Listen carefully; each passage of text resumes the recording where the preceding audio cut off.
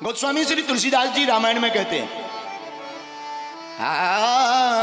60 सुधर सत्य संगति पाई, 60 सुधर सत्य संगति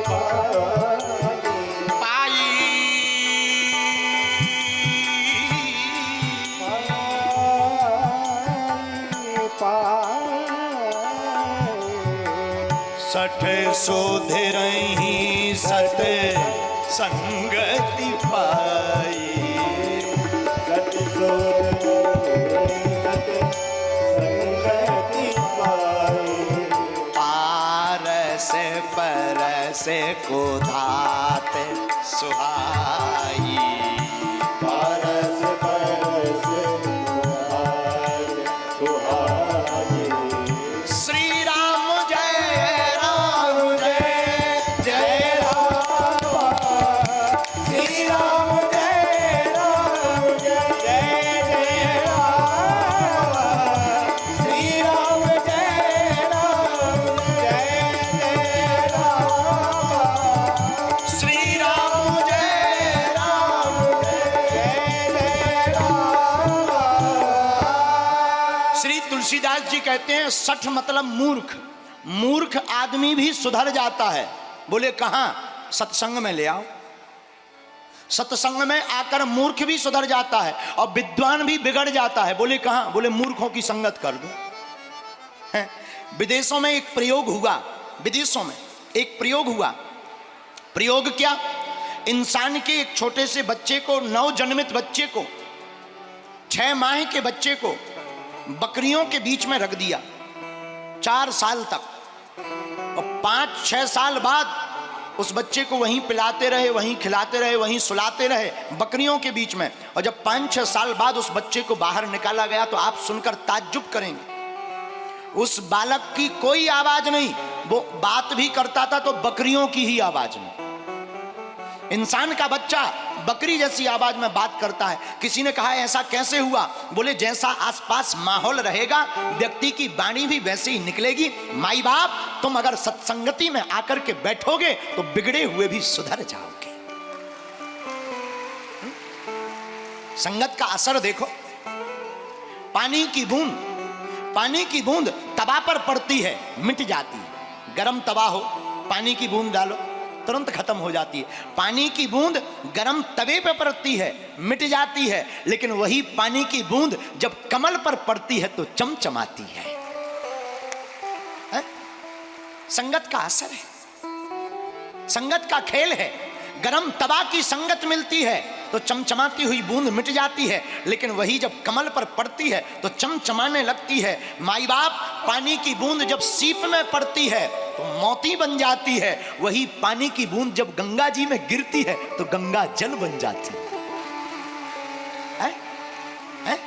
इसीलिए मेरे पागलों, मेरे खुरई के लोगों, तुमसे भी हमारी प्रार्थना है, एक घड़ी आधी घड़ी आधियों में पुनियाद, तुलसी चर्चा राम की हरहि कोटि अपराध, साधु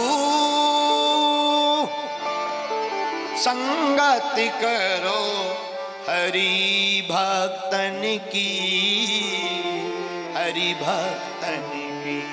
इसलिए मेरे पागलों, अपने बेटा को, अपने बेटी को, जितने भी माता पिता यहां बैठे हैं, हमारी व्यासपीठ से प्रार्थना है, तुम्हारे बच्चे क्या खा रहे, क्या पहन रहे, क्या पढ़ रहे, इससे ज्यादा वर्तमान में बहुत जरूरी यह है कि आपका बच्चा संगति किसकी कर रहा है। आपका बेटा किसी गलत व्यक्ति की संगत करेगा, होटल में बोतल खोलेगा, लेकिन आपका बच्चा किसी मालाधारी, तिलकधारी की संगत करेगा, मंदिरों में जाके वो कीर्तन गाएगा। और मॉडर्न जमाने के नाम पर अपने बेटा और बेटी को खुला मत छोड़ दिया करो। मॉडर्न जमाना है महाराज, खेलने खाने दो, फिर बाद में वो तुमको ही दुत्कार करके लवेरिया में फरार हो जाती है। फिर मुंह चलाते हैं, गुरुजी लड़का भाग गया, लड़की भाग गई, ठटरी के बरे। अरे रामायण पढ़ाई होती, बच्चों को सिखाया होता तो रामायण में बच्चे पढ़ते क्या? प्रातः काल उठ के रघुनाथ, रात काल उठ के रघुनाथ, मात पिता गुरु ना वही माता, पिता गुरु हाँ प्रातः काल उठ के रघुनाथा, काल उठ के रघुनाथ। श्री राम जय राम जय जय राम, श्री राम जय राम, आइए जय जय राम, बोलो श्री राम जय राम जय जय राम, श्री राम जय राम, जय जय राम, श्री राम जय राम। जय जय राम।